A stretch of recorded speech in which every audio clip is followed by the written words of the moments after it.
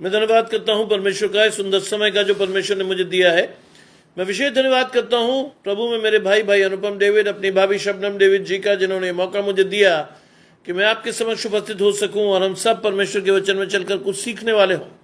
आइए परमेश्वर के वचन में चलने से पूर्व अपनी आंखों को कुछ समय के लिए बंद करेंगे और परमेश्वर से पवित्र आत्मा के दान को मांगेंगे। आइए हम प्रार्थना करें।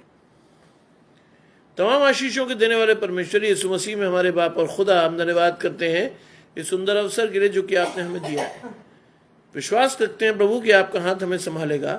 विश्वास रखते हैं प्रभु कि आपका हाथ हमारे जीवन में काम करेगा। जो वचन आप हमें देने पर हैं उस वचन के अनुसार हमें तैयार करें कि आपकी आशीषों को लेकर प्रभु उन आशीषों को अपने तक रखते हुए लोगों तक बांटने वाले हो। जितने राधकों को आपने चुना है बारी बारी से उनको लेकर आए, जिससे कि वो आपकी आशीष को न सिर्फ लें बल्कि लोगों तक बांटकर उसे फैलाने वाले हों। हर एक जन जो कि इस संगति में जुड़ेगा प्रभु आपकी आशीषों से परिपूर्ण होकर आगे बढ़े और हम सब आपकी आशीषों से परिपूर्ण होकर अपने जीवन में इन आशीषों को लेने वाले हों। सब कुछ मांग लेते हैं आपके प्रिय पुत्र यीशु मसीह के नाम से, सुने और ग्रहण करें, आमीन। चारण चंद जी जुड़ते हैं। परमेश्वर की आशीष गजानंद भाई को मैं देख पा रहा हूँ। परमेश्वर की आशीष माया जी को मैं देख पा रहा हूँ। आप सभी को परमेश्वर आशीषों से परिपूर्ण करे। आइए मेरे साथ निकालेंगे भजन संहिता 82। मेरे साथ निकालिए साम 82, जहां लिखा है, परमेश्वर की सभा में परमेश्वर ही खड़ा है, वो ईश्वरों के बीच में न्याय करता है। तुम लोग कब तक टेढ़ा न्याय करते और दुष्टों का पक्ष लेते रहोगे? कंगाल और अनाथों का न्याय चुकाओ और दीन दरिद्रों का विचार धर्म से करो। कंगाल और निर्धन को बचा लो और दुष्टों के हाथ से उन्हें छिड़ाओ। वे ना तो कुछ समझते और ना कुछ बोलते हैं, परंतु अंधेरे में चलते फिरते रहते हैं। पृथ्वी की पूरी नींव हिल जाती है। मैंने कहा था तुम ईश्वर हो और सबके सब प्रथम प्रधान के पुत्र हो, तो भी तुम मनुष्यों के समान मरोगे और किसी प्रधान के समान गिर जाओगे। हे परमेश्वर, उठ, पृथ्वी का न्याय कर, क्योंकि तू ही सब जातियों को अपने भाग मिलेगा। ये परमेश्वर का वचन है। परमेश्वर का धन्यवाद हो। माया जी, गजानंद भाई, ताराचंद जी, आप जुड़ चुके हैं और ये वचन वास्तव में मुझे और आपको चेतावनी देता है। इस वचन को जब आप पढ़ते हैं तो पहली आयत मुझे और आपको चेताती है और लिखा है कि परमेश्वर की सभा में परमेश्वर ही खड़ा है। जानते क्यों? क्योंकि परमेश्वर ने जो लेपालकपन का अधिकार मुझे और आपको दिया था, मैंने और आपने उसका सदुपयोग नहीं दुरुपयोग किया। परमेश्वर की जो मिरास हमें मिली थी, मैं और आप उसके अनुसार अपने जीवन को नहीं गुजार पाए और ऐसे समय में परमेश्वर को अपनी सभा में खुद उतरना पड़ा, क्योंकि मैं और आप योग्य नहीं ठहरे। ये वचन मुझे मात्र 8-10 मिनट पहले मेरे बेटे ने मुझे दिया और उसने कहा कि इस पर आप बात करोगे। अगला वचन भी वो मुझे दे चुका, जो कि मैं 9 से 10 में आपके बीच में बांटने वाला हूं। और ये वचन वास्तव में मुझे और आपको क्या दिखाएगा? हमारी योग्यता को। जी गजानंद भाई, आपके लिए प्रार्थना की जाएगी। परमेश्वर आपको चंगाई देगा इसी सेशन में, बेफिक्र रहिए। मैं सुबह आपका इंतजार कर रहा था। जब आप नहीं आए तो मुझे लगा कि कहीं ना कहीं कोई ऐसी चीज है जिसकी वजह से आप नहीं आ पाए। आपकी ये व्याधि या तकलीफ हम सबकी तकलीफ है, क्योंकि आत्मा में हम सब एक दूसरे के साथ जुड़े हुए हैं। किसी को कोई भी तकलीफ या परेशानी होती है जो रेगुलर हमारे साथ है, तो वो हम सबकी परेशानी है। विश्वास रखिए, सभा के अंत तक आप जरूर रहते हैं, मुझे मालूम है, और आपके लिए प्रार्थना करेंगे हम सब मिलकर, प्रभु आपको आशीष देगा। लिखा है वो ईश्वरों के बीच में न्याय करता है। परमेश्वर ने आपको और मुझे लेपालकपन का अधिकार दिया। परमेश्वर ने अपनी समानता में मुझे और आपको बनाया। परमेश्वर के स्वभाव के अनुसार मैं गढ़ा गया, लेकिन मैंने फिर भी परमेश्वर के न्याय को अपने जीवन में प्रमुखता नहीं दी। मैं आज भी संसार की लालसाओं के हिसाब से चलता रहा, और मैंने अपने जीवन में प्रधानता किसको दी? धनी व्यक्तियों को, प्रधानों को, हाकिमों को, याजकों को। और इसीलिए परमेश्वर ने कहा कि परमेश्वर की सभा में परमेश्वर खड़ा है। ये क्या चीज दिखाता है? मेरी और आपकी नाकामी। ये दिखाता है कि मैं और आप आज भी योग्य नहीं ठहर रहे। मैं और आप आज भी परमेश्वर के अनुसार अपने जीवन को नहीं चला पा रहे। आज भी हमारी स्थिति बहुत खराब है। और वो लिखा है कि वो ईश्वरों के बीच में न्याय करता है। ईश्वरों के बीच में हमें उसने अपनी समानता में रखा, लेकिन हम योग्य नहीं ठहरे, इसलिए परमेश्वर ने आकर खुद न्याय की बागडोर संभाली। सुबह हमने यही तो पढ़ा था, अच्छा चरवाहा मैं हूं और मेरी भेड़ें मेरा शब्द सुनती हैं। वो चाहे तितर बितर भी हो जाएं, मैं उन्हें वापस ले आऊंगा। चाहे वो इधर उधर चली भी जाएं, छिटक भी जाएं, मैं उन्हें ले आऊंगा। ये प्रकाशन होना चाहिए हमारा भी। अंग्रेज भाई जुड़ते हैं, परमेश्वर की आशीष आपके और आपके घराने पर।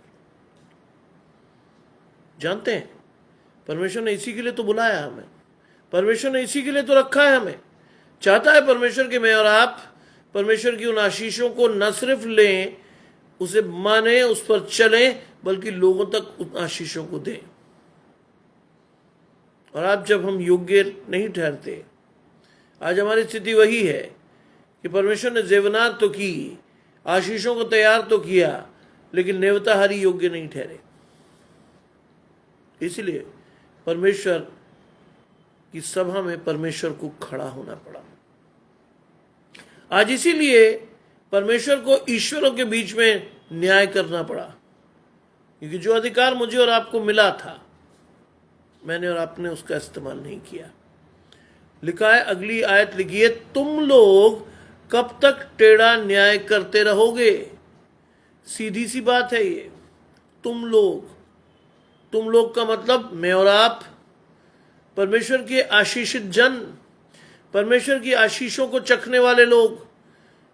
संसार की उत्पत्ति से पहले मैं और आप चुने गए थे, लेकिन मैंने उस चुनाव का अपने जीवन में महत्व नहीं जाना। मैं आज भी शैतान के हाथ में जुड़कर वो करता हूं जो परमेश्वर को पसंद नहीं आ रहा। बहुत साफ तौर पर लिखा है कि तुम कब तक टेढ़ा न्याय करते रहोगे। आज ये सवाल परमेश्वर आप सभी से, मुझसे, आपसे पूछ रहा है। हम कब तक अपने जीवन में परमेश्वर को प्राथमिकता नहीं देंगे?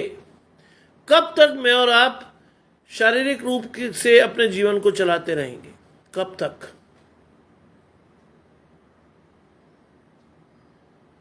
आज मैं और आप परमेश्वर के अनंत जीवन और आशीषों का मूल शायद नहीं समझ पा रहे। आज संसार में रहना हमें बहुत बात है। संसार की सी चीजें हमें अपनी ओर खींचती हैं। एक से एक बेहतरीन कपड़ा, एक से एक बेहतरीन चीजें हमें अपनी ओर आकर्षित करती हैं। परमेश्वर का वचन पढ़ने के लिए मेरे और आपके पास समय नहीं है। परमेश्वर की आशीषें लेने के लिए मैं और आप परमेश्वर के पास नहीं जाते। चर्च में अगर 1 घंटे से ज्यादा पासबान बोलने लगे तो मैं और आप इधर उधर ताकते हैं। यस, भजन संहिता 86:15 86:15 लिखता है, परंतु प्रभु तो दयालु और अनुग्रहकारी है, तू विलंब से क्रोध करने वाला और अति करुणामय है। लेकिन उसके बावजूद भी अगर आप परमेश्वर के साथ नहीं जाओगे तो ये सुनने को मिल सकता है आपको। ये। तुम कब तक टेढ़ा न्याय करते रहोगे और दुष्टों का पक्ष लेते रहोगे? आज मैं और आप परमेश्वर की आशीषों के लेने के बाद भी पक्ष दुष्टों का ही लेते हैं। आज संसारिक लालसाएं मुझे और आपको इस कदर प्रेरित करती हैं कि मैं और आप अपनी छोटी सी बेनिफिट के लिए परमेश्वर को त्याग आते हैं। कहीं से जरा सी चीजें मिलती हैं, मैं और आप परमेश्वर के वचन को बंद कर देते हैं। कुछ मिल जाए, हमारी लालसाएं अभी भी अतृप्त हैं, अभी भी हम परमेश्वर के साथ नहीं चल रहे और अभी भी हमारी स्थिति शैतान के हाथ में है। इसलिए परमेश्वर को मजबूरन यह कहना पड़ रहा है कि तुम दुष्टों का पक्ष कब तक लोगे? कब तक? दुर्भाग्य से ऐसा हो रहा है। बाइबल में लिखा हुआ एक एक शब्द सत्य है।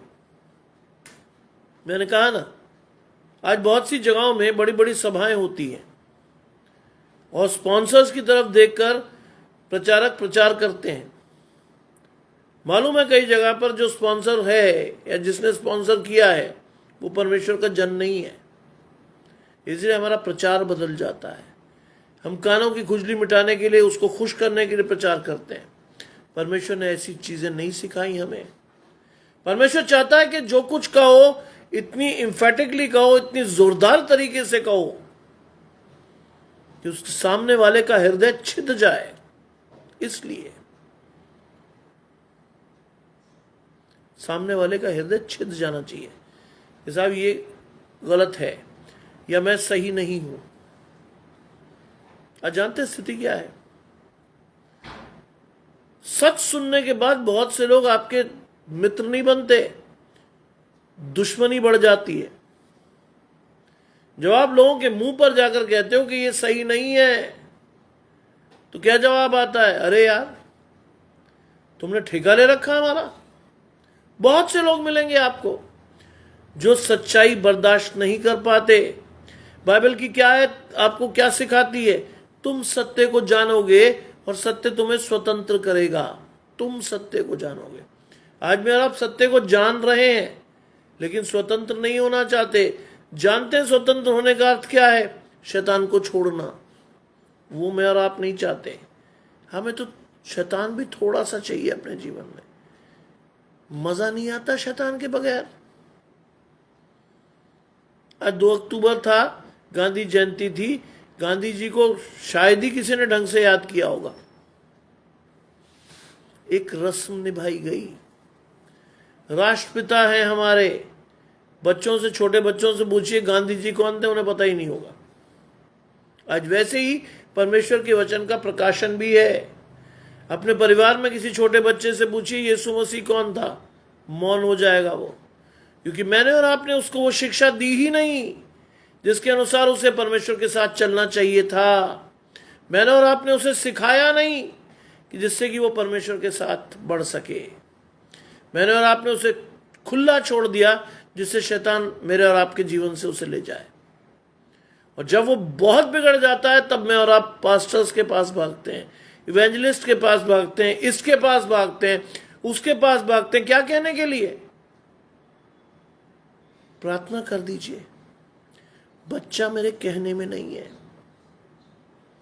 जब वो बिगड़ रहा था, आप देख रहे थे, तब भी आपने उसे नहीं रोका।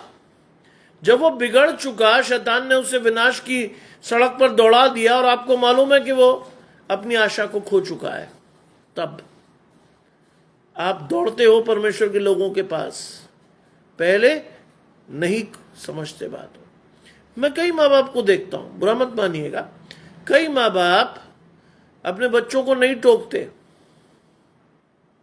वो उनके बुरे नहीं बनना चाहते।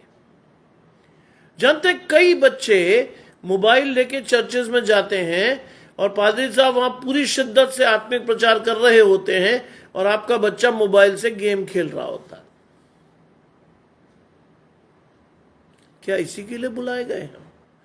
क्या इसी के लिए ठहराए गए हैं हम कि परमेश्वर की वो आशीष जिसके लिए हम बुलाए गए थे, जिसके लिए परमेश्वर ने हमें बुलाया था कि उस आशीषों से भरकर हम बाहर निकले, क्या इसके लिए बुलाए गए थे हम? नहीं। और दुर्भाग्य क्या है? दुर्भाग्य ये कि माँ बाप देखते रहते। दुर्भाग्य ये कि माँ बाप को पता होता है कि बच्चा परमेश्वर के वचन को सुन नहीं रहा है, फिर भी मैं और आप बेफिक्री से अपना जीवन गुजारते हैं। अभी छोटा है, आ जाएगा। जानते हैं हिंदुस्तानियों की जो आत्मिक जीवन की धारणा है वो क्या है? हाँ ठीक है, नौकरी जब तक करते हैं तब तक कहाँ टाइम होता है परमेश्वर के पास जाने का। रिटायर हो जाएंगे, बुढ़े हो जाएंगे, जब कुछ नहीं कर पाएंगे तब परमेश्वर का भजन करेंगे। बाइबल में लिखा है, अपने जवानी के दिनों में अपने सृजनहार को याद रख। वो हमसे होता नहीं है। जानते हैं उसके आगे क्या लिखा है? सिर्फ ये एक आयत नहीं है, इसके आगे लिखा है, जो भी तू अपनी आंखों के द्वारा पाप करेगा, न्याय के दिन उसका परिणाम तुझे भुगतना है। जवानों को ये शिक्षा है सवोपदेशक में, इक्लीसियास्टिक्स, सवोपदेशक। याद नहीं रखना खाली। वो कहता है यदि तुम और मैं अपनी आंखों से पाप करते हैं तो न्याय के दिन उसका हिसाब आपको देना है, फॉर श्योर। कोई बचाव नहीं है वहां। इसलिए मैं और आप अपने बच्चों को नहीं तैयार करते। अशोक भाई, गुड इवनिंग। घराने समेत आशीष पाइएगा। मुझे कृपया बताइए क्रिस्टीना की घुटने की हालत कैसी है? क्योंकि हम निरंतर प्रार्थना कर रहे हैं, बच्ची के विश्वास को मजबूत कीजिए। माँ बाप के रूप में उसके साथ प्रार्थना कीजिए, and she will get the complete healing from the Holi spirit. परमेश्वर की पवित्र आत्मा द्वारा वो आशीष पाएगी। लिखा है, कब तक तुम दुष्टों का पक्ष लेते रहोगे?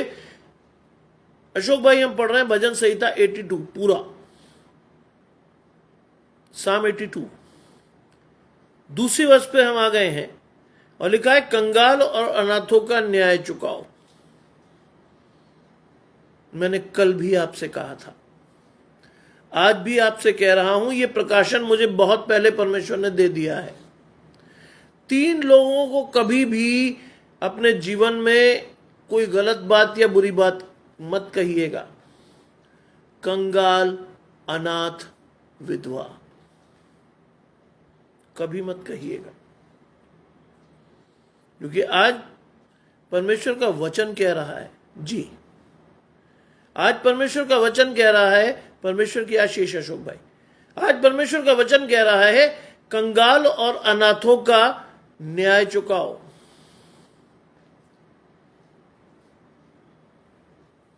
ये कोई वचन नहीं है, ये परमेश्वर आपसे और मुझसे सवाल कर रहा है, क्या हम ऐसा कर रहे हैं? नए नियम में जाइए, चलिए। मुझे तो ये वचन 10 मिनट पहले दिया मेरे बेटे ने, और मैं मांगता भी नहीं उससे, क्योंकि अगर मैं ढूंढने लगूं वचन को तो वो आशीष नहीं आती। पता नहीं मुझे अंदर से जब परमेश्वर का प्रकाशन आता है, जैसे ताराचंद जी देते हैं, कोई और लिखता है, वो आशीष मेरे लिए बड़ी है।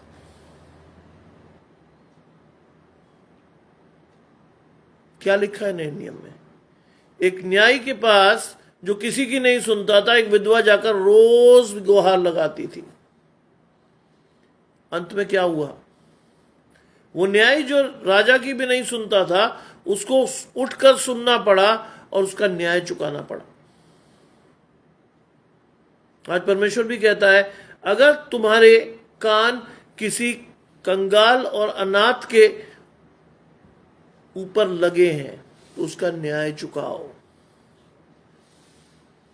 जानते मेरे पिताजी के प्रकाशन क्या था?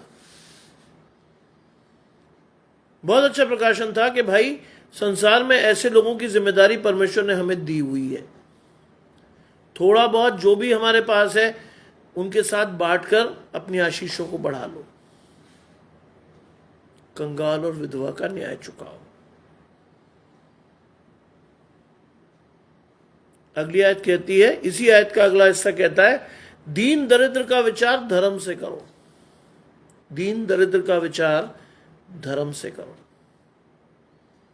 आज इंपॉर्टेंट चीज है कि मैंने और आपने धारण क्या किया है परमेश्वर के वचन से। कोरे तो नहीं है, या सिर्फ पढ़कर मैंने और आपने उस आशीष को ले लिया है, उस पर चले नहीं है। आज परमेश्वर कहता है कि दीन दरिद्र का विचार धर्म से करो, तभी उसके न्याय चुका पाओगे। अगर मेरे विचार ही पॉजिटिव नहीं है दीन दरिद्र और कंगाल के लिए, विधवा के लिए, तो क्या होगा? हम कुछ नहीं कर पाएंगे। आज परमेश्वर कहता है कि उनके न्याय पर विचार करके पूरी शिद्दत से परमेश्वर के अनुसार उनके न्याय को चुकाओ। यस, ये ऐसे वचन में मजा आता है। ताराचंद जी भाई कहते हैं 94:2 में भजन संहिता के, पृथ्वी के न्यायी उठ और घमंडियों को बदला दे। ये चेतावनी ही है। भजन संहिता 82 मेरे और आपके लिए चेतावनी है, आशीष नहीं है। जब मैंने एक सरसरी तौर पर पढ़ा तो मैंने अपने बेटे का मुंह देखा, ये लाया तू मेरे लिए? बुरा सुबह से मैं आपके लिए ढूंढ चुका था। मैंने ऊपर आसमान में देखा, मैंने कहा प्रभु ऐसी चेतावनी? वास्तव में चेतावनी है कि दीन दरिद्र का विचार धर्म से करो। मैंने और आपने जो चीजें धारण कर रखी हैं, परमेश्वर का वचन जो मेरे अंदर है, जिसको मैंने धारण कर रखा है, क्या विचार है उसका, क्या आउटकम है उसका? क्या हम केवल पढ़ते हैं परमेश्वर का वचन? क्या बाइबल एक किताब है? इससे अधिक कुछ नहीं। मसीह का वचन सुनना, और सुनना सीखने से आता है, और सीखने के बाद जब हम उसे व्यवहारिक रूप में परिणत करते हैं तब परमेश्वर की आशीष आती है। केवल सुनने से परमेश्वर के वचन में कुछ नहीं होता। क्या लिखा है याकूब में? याकूब में लिखा है, विश्वास बिना कर्म के मरा हुआ है। आज परमेश्वर चेतावनी देता है कि कंगाल, अनाथ, विधवा, दीन दरिद्र का विचार धर्म से करो, ऐसे नहीं। ये आशीष है, इसको लेकर चलिए, इस पर काम कीजिए। क्या लिखा है परमेश्वर के वचन में? यदि तो कोई तेरे पास मांगने आए और तुझे कहे कि मुझे इसकी आवश्यकता है और तेरे पास हो, तो जा उससे ये मत कहना कि कल आना, मैं तुझे कल दूंगा। जानते इसका मतलब क्या है?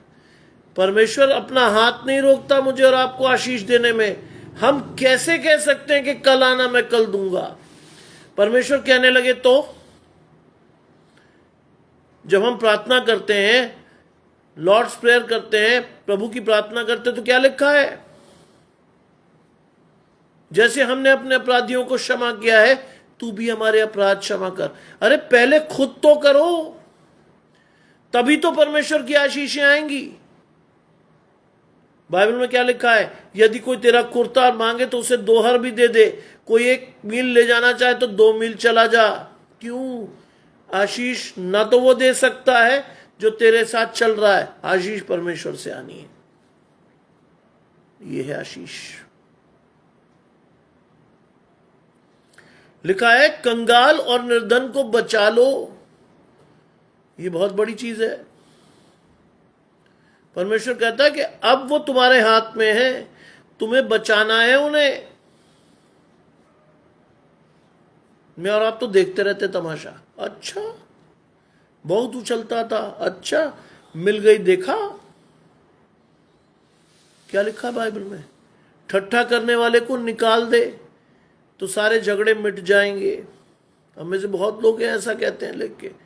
और मजेदार बात क्या है, परमेश्वर के जन होते हुए भी हम जजमेंटल हो जाते हैं, न्याय कर देते हैं फटाक से। अरे पता था यार, ये तो आदमी सही नहीं। अरे कर सकते हो, आपके पास ये ताकत है कि आप और मैं किसी का न्याय कर दें? हम रोज कर देते हैं, हम रोज कर देते हैं। कि साहब ऐसा वैसा, कैसा कैसा, क्या लिखा है बाइबल में? बाइबल पढ़िए। बाइबल में लिखा है कि हे दुष्ट, दूसरे की आंख का तिनका तुझे दिखता है, अपनी आंख का लट्ठा तुझे नहीं सूझता। पहले अपनी आंख का लट्ठा निकाल तो दूसरे का तिनका भली बात ही निकाल सकेगा। बाइबल कह रही, मैं नहीं कह रहा आपसे ऐसी बात। कई बार हम किसी के परिवार के अंदरूनी मैटर्स में वो जजमेंट देते हैं बिना जाने कि उसके घर में क्या हुआ है, किन परिस्थितियों से वो गुजर रहा है, कितनी परेशानियां उसके जीवन में है। अगर वो आज किसी परिस्थिति में है तो क्यों है, हमें नहीं पता होता। बस हम ऊपरी सतह पर चार बातें सुनने के बाद क्या कर देते हैं? न्याय कर देते हैं। जानते हैं इसका परिणाम क्या होगा? न्याय के दिन परमेश्वर ये सारी बातें आपसे पूछेगा, देन व्हाट विल यू से? धोखे से हुआ आपसे, अचानक से बोल गए? नहीं, आपने सोच समझ के किया। परमेश्वर के वचन का प्रकाशन आपके पास था, परमेश्वर की आशीषें आपके चित्त पर चढ़ी थी, उसके बावजूद भी आपने शैतान के हाथ को पकड़ा। इसीलिए परमेश्वर का ये चेतावनी है कि कंगाल और निर्धन को बचा लो, दुष्टों के हाथ से उन्हें छुड़ाओ। ये जिम्मेदारी है हमारी। हमें अगर कुछ दिख रहा है कि ये आदमी दुष्टता से उन्हें परेशान कर रहा है, कम से कम इंटरफेयर तो करिए, कम से कम इतना तो कहिए कि भाई ये सही नहीं है। लेकिन मैं और आप तो मौन रह जाते हैं, चुप होकर वहां से खिसक जाते हैं। आज परमेश्वर का वचन आपको कहता है कि कंगाल और निर्धन को बचाओ और दुष्टों के हाथ से उन्हें छुड़ा लो। हम सिर्फ वचन सुनते हैं, ना तो समझते हैं ना उस पर चलते हैं, और उसके बाद हमें परमेश्वर से शिकायत भी होती है। मैं कई लोगों को जानता हूं जो पता क्या कहते हैं, अरे साहब इतनी दुआ तो करते हैं, परमेश्वर सुनता ही नहीं। एक साहब मुझसे मिले तो मैंने उनसे कहा, भाई बाइबल में क्या लिखा है? वचन के सुनने नहीं, उस पर चलने वाले बनो। सुनना अच्छी बात है, लेकिन जब आप उसको जीवन में उतारते नहीं, अपने व्यवहारिक जीवन में लाते नहीं, तो क्या होगा? क्या होगा फिर? कुछ नहीं। फिर आप परमेश्वर को शोकित करोगे, परमेश्वर के लोगों को शोकित करोगे। लोग जानेंगे कि यह आदमी परमेश्वर के साथ चलता था, लेकिन सीखा कुछ नहीं। जानते हैं 5वीं आयत क्या कहती है? वे ना तो कुछ समझते ना कुछ जानते हैं। हमारे लिए लिखी गई है ये आयत। ना तो हमें कुछ समझ में आता है और ना ही हम कुछ जानते हैं, क्योंकि हमने सिर्फ सुना, उस आशीष को अपने जीवन में लिया नहीं। आज कितने लोगों के लिए बाइबल एक किताब है, बस हमारे यहां शेल्फ पर रखी है, सुबह शाम उसे झाड़ पोंछ कर देते हैं, और कई जगह पर तो बाइबल ऐसी जगह रखी है कि वहां झाड़ पोंछ भी नहीं करते आप। पुस्तक है बेचारी। बचपन से हमें दिखा दिया गया कि भाई इस पर प्रार्थना करो, इस पर बात करो, खाना मिलेगा। जानते मेरा प्रकाशन था ये, मैं किसी और की बात नहीं कर रहा, ये मेरा प्रकाशन था। जब मैं छोटा बच्चा था तो हमारे जीवन में ये आदत डाल दी गई थी कि साहब शाम को जब तक प्रार्थना नहीं होगी वचन पढ़ के, तब तक खाना नहीं मिलेगा। जानते मेरे लिए बाइबल क्या थी बचपन में? एक ऐसी पुस्तक जिसके पढ़ने के बाद मुझे शाम का खाना मिलता था, बस। लेकिन यह भी बड़ा मजबूत प्रकाशन था, क्योंकि हम बड़ी लालसा से बाइबल की तरफ देखते थे शाम आते ही कि साहब ये जब पढ़ी जाएगी है, इसके बाद जब प्रार्थना होगी तो खाना देगी माँ। मेरी मदर बहुत स्ट्रिक्ट महिला थी, बहुत ज्यादा, मेरे पिताजी से भी कहीं अधिक मजबूत। मैंने बताया तो 2020 तक भी मुझे डर लगता था कि कभी भी थप्पड़ पड़ सकता है। 21 में वो गई। 80 वर्ष की उम्र तक भी मैं अपनी मां से डरता था, क्योंकि मुझे मालूम था कि वो कोई भी गलत चीज बर्दाश्त नहीं करती। मुझे मालूम था अगर उनको कोई गलत चीज मिलेगी तो मैं पिट सकता हूं, 2 बच्चों का बाप होते हुए भी। और मेरे लिए बहुत अच्छी बात थी, जिस दिन मेरी मां मरी उस दिन मैंने अपने बच्चों से क्या कहा, मैंने अपने बड़े बेटे और छोटे बेटे को बुलाकर कहा, आज सही अर्थों में मैं अनाथ हुआ हूं। 17 में मेरे पिताजी गए थे, तकलीफ हुई थी, मेरा सबसे अच्छा दोस्त चला गया, लेकिन 2021 में जब मां गई, मैंने अपने दोनों बेटों को बुलाकर कहा, आज मैं सही अर्थों में अनाथ हुआ। आज वो बुजुर्ग जो मेरे जीवन में बहुत बड़ा स्थान रखते थे, आज वो लोग जिनके सहारे मैंने अपने जीवन में अपने अस्तित्व को खोजा, आज वो मेरे जीवन से चले गए। इसलिए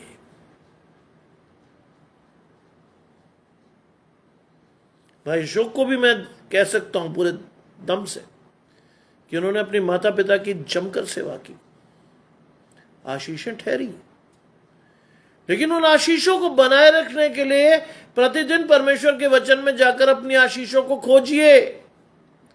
नहीं तो ये आयत मेरे और आपके लिए है, वे तो ना कुछ समझते हैं ना कुछ जानते हैं।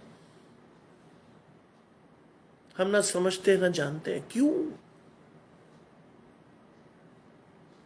बाइबल हमारे लिए किताब है, बस। कई लोगों को मैं देखता हूं बाइबल वो माथे से लगाते हैं, अच्छी बात है, आदर करिए, लेकिन ऐसे आदर का क्या फायदा कि उसमें लिखा हुआ एक भी शब्द आपके और मेरे पल्ले ना पड़े। क्या फायदा ऐसे जीवन का? बाइबल पर सिर पे लगाने की वस्तु है, लेकिन उसका प्रकाशन भी आपके सिर पर चढ़कर बोलना चाहिए, तब है फायदा। ऐसे नहीं कि साहब कुछ भी कर गए, कहीं भी चले गए, कुछ भी कराए, कहते क्या है, हम परमेश्वर के हैं। शोकित करते हैं हम परमेश्वर को। ओ वी आर क्रिश्चियंस, है ना। आज परमेश्वर का वचन कह रहा है, वे ना तो कुछ समझते हैं ना कुछ जानते हैं, परंतु अंधेरे में चलते फिरते हैं। चेक करिए अपने आप को, हम अंधेरे में हैं अभी, हम अंधेरे में खड़े हैं अब भी। परमेश्वर का वो दिया, वचन रूपी दिया, मुझे और आपको प्रकाशित नहीं कर रहा। अगर आपको ही प्रकाशित नहीं कर रहा तो क्या लोगों को आप वो प्रकाश दे पाएंगे? नहीं, नहीं। मैंने कहा ना, शुरू में मुझे बड़ा अजीब लगता था कि 2 घंटा 40 मिनट परमेश्वर के लिए कैसे निकलते होंगे। आज मैं अपनी आशीष को अगर लौट कर देखता हूं तो मैं कहता हूं, वाह प्रभु, तू निकाल लाया मुझे अंधेरे से रोशनी में। वाह प्रभु, तूने एक दिन में 3-3 बार प्रचार करने का मौका दिया। वाह, यह आशीष है। वरना मेरे लिए और आपके लिए लिखा गया है, वो अंधेरे में चलते फिरते हैं। इफिसियों 1:4 में लिखा है कि उसने हमें जगत की उत्पत्ति से पहले चुन लिया कि उसके निकट प्रेम में पवित्र और निर्दोष ठहरे। यह है आशीष, यह है आशीष। ताराचंद जी को बहुत वर्षों से मैंने अपने साथ जुड़ा हुआ पाया, और मैं जानता हूं उनकी आत्मिक सेहत बहुत अच्छी है, उनका आध्यात्मिक कद भी बहुत ऊंचा है। क्यों? आम आदमी चलते हुए प्रचार में आपको वचन का प्रकाशन लाकर नहीं दे सकता।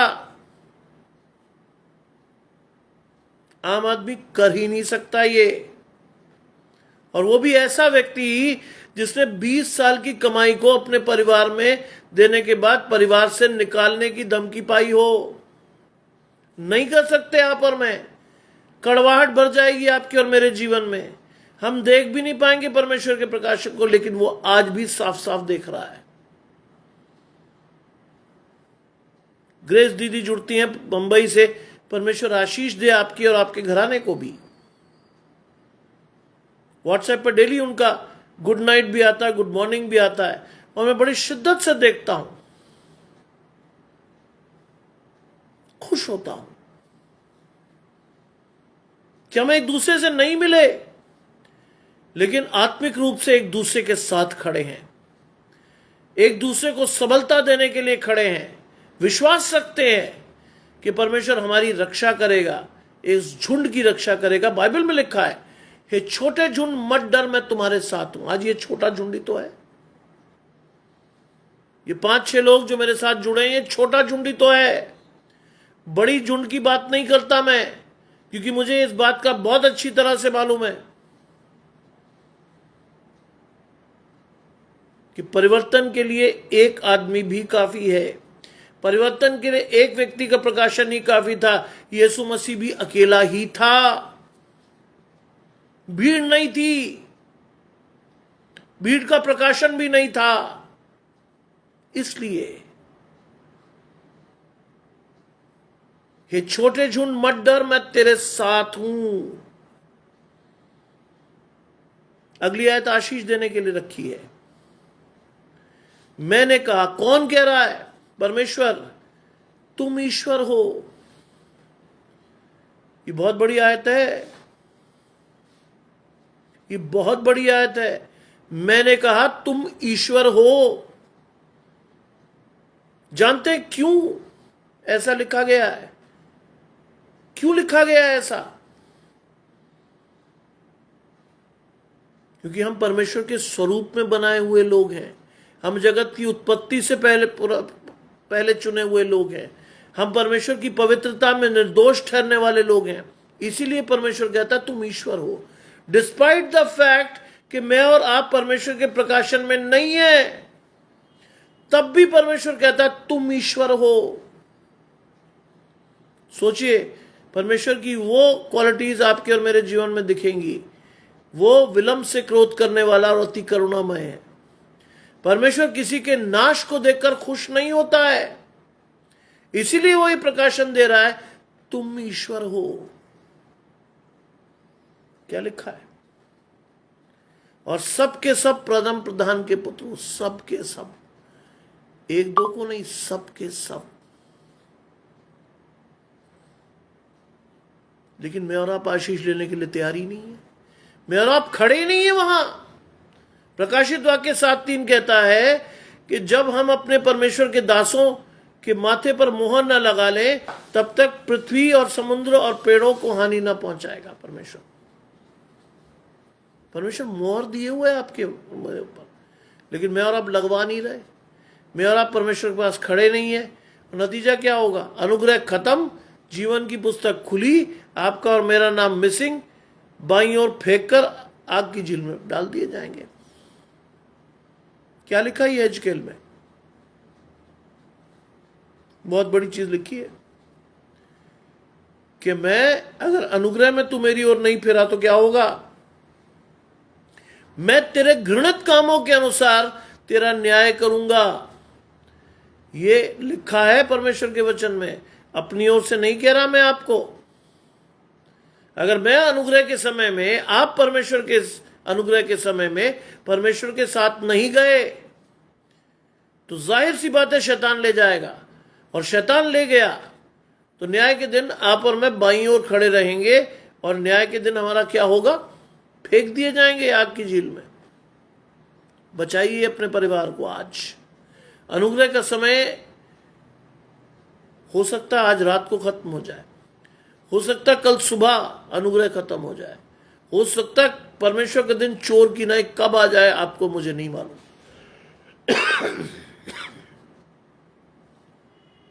क्या लिखा है?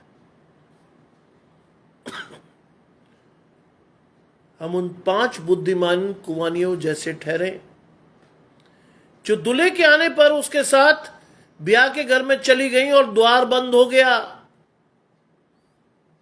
हम उन मूर्खों की तरह नहीं ठहरे जो अपनी कुप्पी के लिए तेल लेने गई और लौट के आई तो दरवाजा बंद हो गया था। परमेश्वर की आशीषें समाप्त हो गई थी, अनुग्रह खत्म हो गया था। और उसके बाद तो न्याय बचता है। मूर्ख मत बनिए आज। शैतान के साथ शारीरिक लालसाओं का पालन मत कीजिए आज। आत्मिक मनुष्यत्व को पहनकर दया, प्रेम, करुणा, संयम, धीरज, कृपालुता, ये आपके और मेरे जीवन के गहने होने चाहिए, जो कि नहीं है। बुरा मत मानिए, नहीं है। आज सबसे अभागी कम्युनिटी है मसीही लोग। इतनी बड़ी आशीष हमें मिट्टी के बर्तनों में रखकर मिली हुई है। बाइबल घर घर तक दी गई है, लेकिन अगर आप न पढ़ें तो यह गलती आपकी है, परमेश्वर की नहीं है। ध्यान रखिए, यह गलती आपकी है, परमेश्वर की नहीं है। और लिखा है तो भी तुम मनुष्यों के समान मरोगे। क्यों लिखा है ये जानते हैं? अनुग्रह को आपने हल्के में लिया। परमेश्वर की आशीषें मेरे और आपके जीवन में काम नहीं कर गई। यहोशू 1:5 में लिखा है, कोई जीवन भर तेरे सामने नहीं ठहरेगा। जैसे मैं मूसा के संग रहा, वैसे ही मैं तेरे संग रहूंगा। ना तो मैं तुझे धोखा दूंगा और ना तुझे छोड़ूंगा। ये आशीष दी गई है परमेश्वर ने। इसलिए मेरे छोटे बेटे का नाम जोशुआ है। इसको पढ़ने के बाद रखा था मैंने, फैशन में नहीं रखा था। आज लोग तरह के नाम फैशन में रखते हैं बच्चों के। ना, मुझे बहुत हंसी आई जब मेरे इधर उधर से लोगों ने नाम सुझाए। 11 साल बाद बच्चा हुआ था, लोगों ने मीठे मीठे नाम सुझाए। कई लोगों ने मेरे पिताजी को अप्रोच किया, मेरे पिताजी मुस्कुराए। मुझे आज भी ध्यान है, उन्होंने मुस्कुराकर मेरी ओर देखा। मालूम है क्या कहा? एक बार उससे तो पूछ लो जिसका बच्चा है।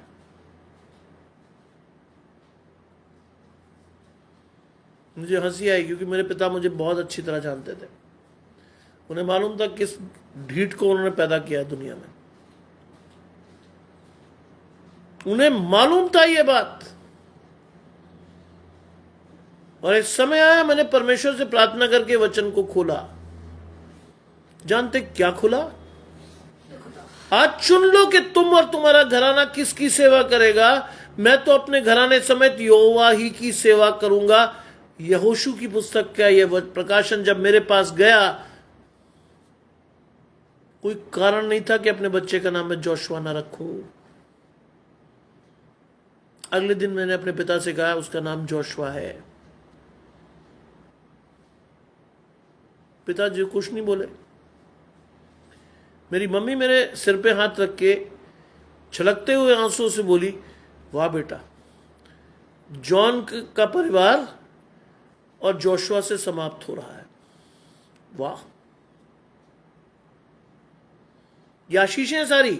यहोशू 1:8 में लिखा है, व्यवस्था की ये पुस्तक तेरे चित्त से कभी ना उतरने पाए।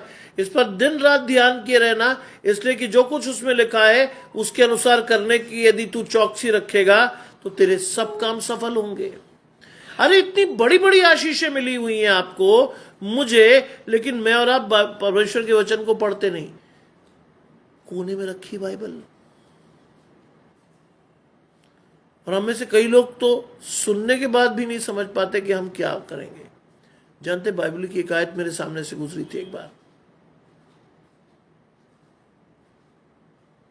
तुमने अपना मुंह स्वाभाविक दर्पण में देखा और तुम भूल गए कि तुम कैसे थे। आज परमेश्वर की ये वचन मुझे और आपको अपना वास्तविक स्थिति को दर्शाता, लेकिन उसके बाद भी मुझे और आपको कुछ पता नहीं। दर्पण में देखने के बाद मैं और आप भूल जाते हैं कि हम कैसे थे। भूलना नहीं है। अगर भूल जाओगे तो 7वीं आयत पूरी करोगे तो भी तुम मनुष्यों के समान ही मरोगे, अभागे, परमेश्वर की प्रकाशन से दूर मरोगे। और लिखा फिर किसी प्रधान के समान गिर जाओगे। क्यों लिखा प्रधान के समान? जानते क्यों लिखा है? परमेश्वर की व्यवस्था उसके चित्त पर चढ़ी ही नहीं, वो पढ़ता ही रह गया, इसलिए लिखा है। मुझसे कई लोग पूछते हैं, स्टैनली साहब, इमरजेंसी में आपको कितना टाइम चाहिए? अगर आपको अचानक से कहा जाए कि प्रचार करना है। एक साहब ने मुझसे एक बार पूछा था, तो मैंने कहा मैक्सिमम टाइम मुझे 8 मिनट चाहिए। बोले 8 मिनट में क्या उखाड़ लोगे? मैंने कहा मैंने कुछ नहीं उखाड़ना, परमेश्वर उखाड़ देगा सब कुछ आपका। बोले है? कह रहे एक बार मैंने कहा आप स्टेज पे लाओ तो सही, फिर देखो क्या होता है। क्योंकि मैं नहीं बोलूंगा, वहां परमेश्वर का पवित्र आत्मा आपसे सीधे एनकाउंटर करेगा, मैं नहीं बोलूंगा। ये वचन भी मुझे 10 मिनट पहले ही दिया था मेरे बेटे ने। नहीं लिखता मैं कुछ, नहीं कोई प्रकाशन चाहिए मुझे उसी समय जब वचन प्रचार हो रहा है परमेश्वर का प्रकाशन चाहिए। ताराचंद जी जैसे लोग आकर वो प्रकाशन देकर जाते हैं। ये है आशीष, ये है आशीष, नहीं चाहिए मुझे। उन्होंने हैरानी से पूछा कि अरे साहब मैं तो इतने सालों से पास्टर हूं। मैंने कहा साहब मैं आपको चैलेंज नहीं कर रहा भाई, लेकिन आपने मुझसे पूछा, मैं बता सकता हूं। बोले इसका मतलब इमरजेंसी में आपको यूज कर सकते हैं? मैं बिल्कुल, बस 5-7 मिनट देना कि मुझे एक कोने में जाकर परमेश्वर से प्रार्थना करनी, 5-7 मिनट। देन उसके बाद आई एम विथ यू, मैं रहूंगा आपके साथ। जानते हैं हमारे यहां जो डीकन है अंशुल मैसी साहब, उन्होंने मुझसे बोला आप पर परमेश्वर का प्रकाशन है। मैंने कहा पादी साहब क्यों मुझ गरीब को कह रहे हो ऐसा? कहते नहीं, मुझे जब आप एक दिन आए थे WFCS के द्वारा प्रचार करने, तो मुझे हैरत हुई। मैंने किस बात से? कहते आप जब आगे बढ़कर आ रहे थे तो मैंने आपके हाथों में देखा बाइबल भी नहीं थी। मैंने कहा साहब वो जो आप लोग बाइबल रखते हो ना वहां पुलपिट पर और नीचे, वो काफी थी। इससे मुझे कोई डर नहीं लगा, मैं सीधा आपके पास आ गया। और कहते उसके बाद जब आप प्रचार कर रहे थे तो मैं आपको सिर्फ देख रहा था। मैंने कहा साहब मुझे मत देखिए, मैं हुई नहीं इस लायक, शक्ल इतनी खराब है, क्या फायदा। परमेश्वर को देखिए, परमेश्वर की आत्मा से देखिए कि परमेश्वर का प्रचार आपके जीवन को छेद रहा है कि नहीं छेद रहा। परमेश्वर की आशीष आपके जीवन में आ रही कि नहीं आ रही, उसको देखिए। लिखा है तुम किसी प्रधान के समान गिर जाओगे। क्या कहा था परमेश्वर ने व्यवस्थापकों को, प्रधानों को? ऊपर से तो तुम बहुत अच्छे दिखते हो, अंदर से सड़ांध आती है तुम में। आज हम में से बहुत से मसीहों की स्थिति, ऊपर से तो बड़े सुंदर दिखते हैं, बहुत ही स्मार्ट, ये वो सब लहीम शहीम, बड़ी सी गाड़ी, ये वो फलाना ढिकाना, अंदर से सड़ांध आती है। मैं जजमेंटल नहीं हूं, मैं किसी का न्याय करने के लिए नहीं ठहराया गया, मैं वही बता रहा हूं जो परमेश्वर के वचन में लिखा है। यह अधिकार नहीं है मेरे पास कि मैं किसी का न्याय करूं। न्याय करने का अधिकार परमेश्वर ने सिर्फ यीशु मसीह को दिया है, मुझे और आपको नहीं। लिखा है अंतिम आयत, हे परमेश्वर उठ पृथ्वी का न्याय कर।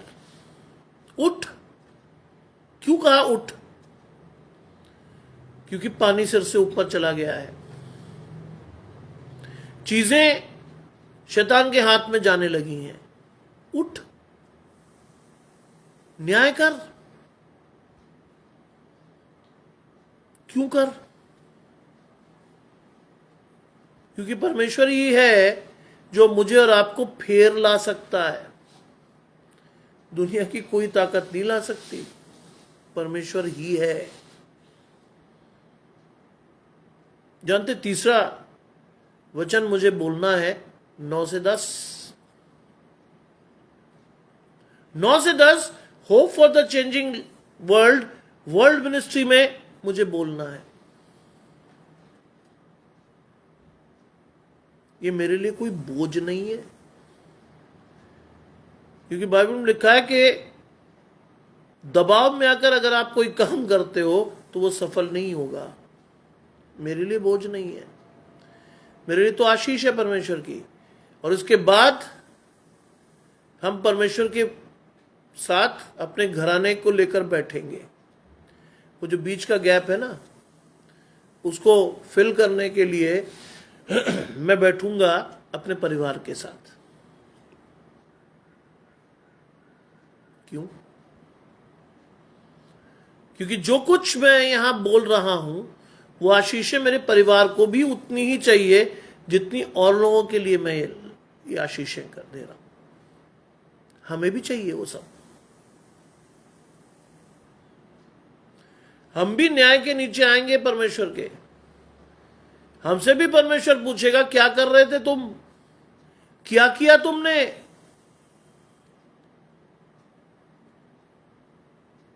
जानते हैं, मुझसे घबराते हैं लोग। उन्हें मालूम है खरा खरा मिलेगा। मैं छुपाता नहीं कुछ भी। मेरे मन में जो आता मैं खड़ाक से बोलता हूं। अच्छा लगे अच्छा, बुरा लगे बुरा।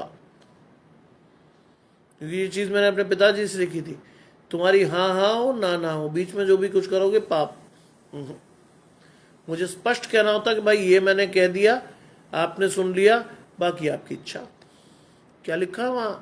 हे परमेश्वर उठ, पृथ्वी का न्याय कर, क्योंकि तू ही सब जातियों को अपने भाग में ले सकता है। तू ही परमेश्वर ही है जो मुझे और आपको क्या कर सकता है? फेर सकता है। परमेश्वर ही है। दुनिया की कोई ताकत नहीं फेर सकती आपको परमेश्वर की तरफ। शैतान पृथ्वी का राजकुमार है। शैतान आपसे और मुझसे अच्छी बाइबल जानता है। शैतान मुझसे और आपसे अच्छी बाइबल जानकर आपको कैसे ट्विस्ट करके अपनी तरफ मोड़ लेगा पता भी नहीं चलेगा। पता तो तब चलेगा जब मैं और आप विनाश के बिल्कुल कगार पे खड़े होकर नीचे देखेंगे, अरे यार यहां पहुंच गए, ओहो जाना तो कहीं और था। इससे ध्यान रखिएगा, अगर हम अपनी बल बुद्धि सामर्थ्य पर भरोसा करते हैं, परमेश्वर कहता है बहुत साफ तरीके से, परमेश्वर पर भरोसा रख, क्या होगा? वही पूरा करेगा। आज मेरा और आपका भरोसा पता नहीं कहां कहां है। मैंने बताया था ना, एक घर में गए थे, उन्होंने कहा साहब बच्चे की नौकरी लगी, ये नहीं हुआ वो नहीं हुआ। मैंने बड़े ठंडे स्वभाव में, पहले मैं उस घर में समझ गया था कि वहां परमेश्वर नहीं है। मैंने बड़े ठंडे शब्दों में उनसे पूछा कहां गए थे। मुझे ये देखना था कि उनका प्रकाशन क्या कहेगा। उनका प्रकाशन 2 मिनट में खुल गया। उन्होंने दुनिया भर के लोगों के नाम गिना दिए। सब बिशप साहब के पास गए थे, पादरी साहब से रिकमेंडेशन ली थी, फलाना किया था, ढिकाना किया था, एक्सपर्ट के पास गए थे, फलाना किया था। लेकिन मैंने कहा तुम प्रभु के पास गए, प्रार्थना तो की थी भैया, प्रार्थना तो मैंने कहा संदेह है भाई, इसलिए नहीं मिला कुछ भी, क्योंकि आपने प्रार्थना तो की थी। प्रार्थना ही करनी चाहिए थी, तो नहीं करना था, प्रार्थना ही करनी चाहिए थी।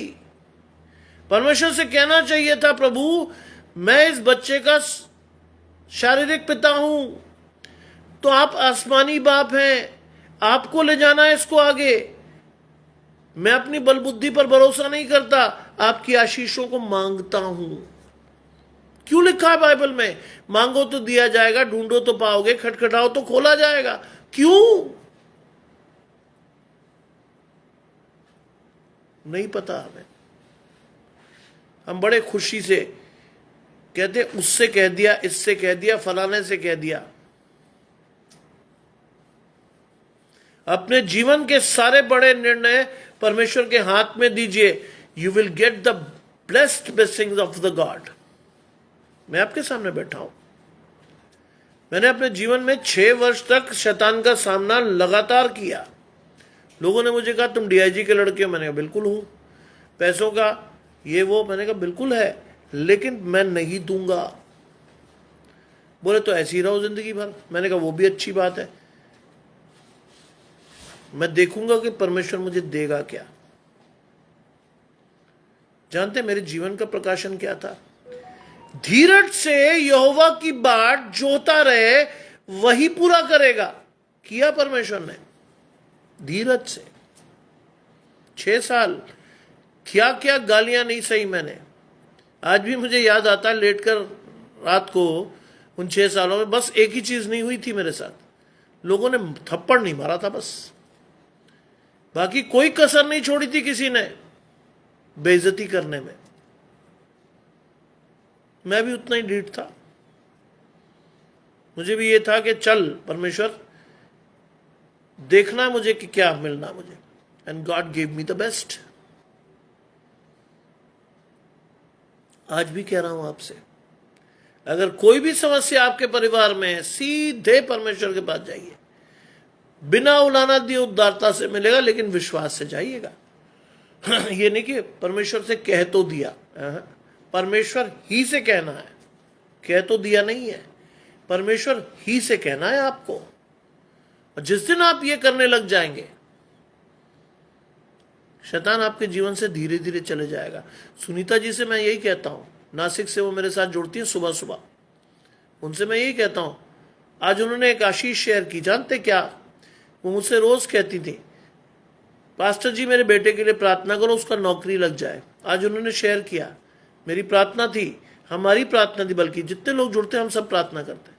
आज उनकी प्रार्थना थी, 2 दिन से काम पे जा रहा है, परमेश्वर उसे आशीष दे। आज भी परमेश्वर आपकी बातचीत अनसुनी नहीं करता है, आज भी परमेश्वर आपको सुनता है, आज भी परमेश्वर के कान आपकी प्रार्थना की ओर लगते हैं, आज भी परमेश्वर का हाथ आपको देता है, लेकिन आप मैं मांगते ही नहीं। हमारा प्रकाशन क्या है जानते हैं? एक बड़े अच्छे बच्चे ने मुझे कहा था, अरे sir Bible is an outdated book. जानते मेरा बेटा होता तो क्या होता, इतनी बुरी तरह मारता। चुप हो गया मैं। अगर ये बात मेरे किसी बच्चे ने कही होती तो मैं फोड़ देता उसको। Bible is an outdated book. यह है प्रकाशन आज के युवा का, सदियों पहले लिखी थी। ठीक है, कुछ मानते हैं कुछ नहीं मानते, शुक्र कीजिए व्यवस्था के अनुसार आपका और मेरा उद्धार नहीं है, अनुग्रह से है। व्यवस्था से उद्धार होता तो एक भी आदमी परमेश्वर के पास खड़ा भी नहीं होता। अनुग्रह से उद्धार मिला हुआ है, लेकिन वो भी आपको और मुझे मंजूर नहीं है। उसको भी लेकर मैं और आप परमेश्वर के पास नहीं जा रहे। Do you think you are going to get the desired blessings? No, no. मैं कोई भी बात शुगर कोटेड पिल में नहीं खिलाता कि साहब परमेश्वर उद्धार दे भी सकता है, हो सकता दे भी दे, नहीं मिलेगा। हाँ ना में चलती बात मेरी, नहीं मिलेगा। आप अगर परमेश्वर के पास विश्वास से नहीं जा रहे, नहीं मिलेगा। विश्वास रखिए कि वो है, और वो आपकी और अपने कान लगाकर आपकी फरियाद को सुनता है। मेरे लिए बाइबल का वचन नहीं है, ध्यान रखिएगा।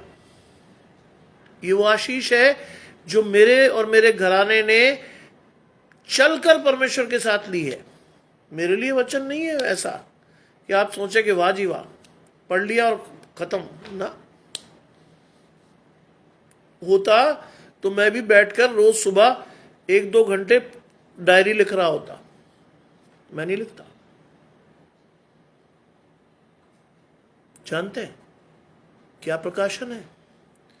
नियत समय पर परमेश्वर वो शब्द तेरे मुंह में डालेगा जो तुझे बोलने चाहिए। यह है बाइबल का प्रकाशन। नियत समय पर परमेश्वर वो शब्द आपके और मेरे मुंह में डालेगा जो हमें बोलने हैं। यह है आशीष। कोई शुगर कोटेड पिल नहीं खिलानी किसी को। सब फलाना बुरा मान जाएगा, इसको बुरा लग जाएगा। लगे परमेश्वर के वचन में मिलावट करने से अगर मेरा घराना श्रापित हो जाए तो लगे किसी को बुरा। परमेश्वर के वचन में मिलावट नहीं की जा सकती। जैसा है सदियों से वैसा ही है और वैसा ही रहेगा। इस चीज को मान लीजिएगा। आज परमेश्वर के साथ चलिए, वरना ये चेतावनियां मेरे और आपके जीवन में आती रहेंगी। मेरा बेटा इन्हें ला ला के आपको और मुझे देता रहेगा। मैं खुश होता हूं जब मेरा 21 वर्ष का युवा पुत्र ये आशीषें मुझे लाकर देता है, और वो भी आराधना शुरू होने से 5-7 मिनट पहले। मैंने मना कर रखा है, खबरदार मुझे देना, क्योंकि अगर मुझे आप दे दोगे तो मैं सोच लूंगा उसके ऊपर। मुझे सोचना ही नहीं है। परमेश्वर का प्रकाशन आपके पास सीधा आना है। मैं माध्यम हूं, सिर्फ माध्यम, ध्यान रखिएगा। मुझे ये बिल्कुल कहनाने में बहुत खुशी नहीं होगी कि साहब आप बड़े अच्छे प्रचारक हैं। नहीं साहब, मैं बिल्कुल कुछ नहीं हूं। परमेश्वर के सामने मैं जीरो हूं, बड़ा वाला ना। लोग कहते हैं साहब पास्टर, मैं हाथ जोड़ देता हूं, भैया मेरे पास कोई डिग्री नहीं है। परमेश्वर का प्रकाशन आता है, वो अच्छी बात है। परमेश्वर मुझे यूज करता है, वो अच्छी बात है। लेकिन आप कहें कि मैं बहुत बड़ा आदमी हूं, नहीं। मैं नहीं चाहता कि कहीं बहुत बड़े मंच पर परमेश्वर इस्तेमाल करे, बिल्कुल नहीं। वहां मैं इस्तेमाल नहीं होगा, शैतान इस्तेमाल कर जाएगा मुझे, बिल्कुल नहीं। ये छोटे झुंड मत डर, मैं तेरे साथ हूं। ध्यान रखिएगा, ये आशीष है जिसको आपको और मुझे लेना है। आइए प्रार्थना के लिए आप जहां हैं, जैसे हैं, जुड़ जाइए परमेश्वर के साथ। विशेष प्रार्थना हम गजानंद भाई और क्रिस्टीना के लिए कर रहे हैं। गजानंद भाई बुखार से पीड़ित हैं, क्रिस्टीना के घुटने में तकलीफ है। हम उन दोनों के लिए प्रार्थना करेंगे। विश्वास से परमेश्वर के साथ जुड़िए। मेरा विश्वास है कि अशोक भाई अगर मुझे सुन रहे हैं तो क्रिस्टीना भी हमारे साथ प्रेयर में है। प्रार्थना करेंगे। तमाम आशीषों के देने वाले परमेश्वर यीशु मसीह में हमारे बाप और खुदा, धन्यवाद करते हैं सुंदर अवसर के लिए जो कि आपने हमें दिया है। हम इस योग्य नहीं है प्रभु, हम इस योग्य नहीं है कि प्रभु आपके प्रकाशन को अपने जीवन में ले सकते, लेकिन आपका पवित्र आत्मा हमारे जीवन में अधिकाई से उतर के वो प्रकाशन हमें देता है।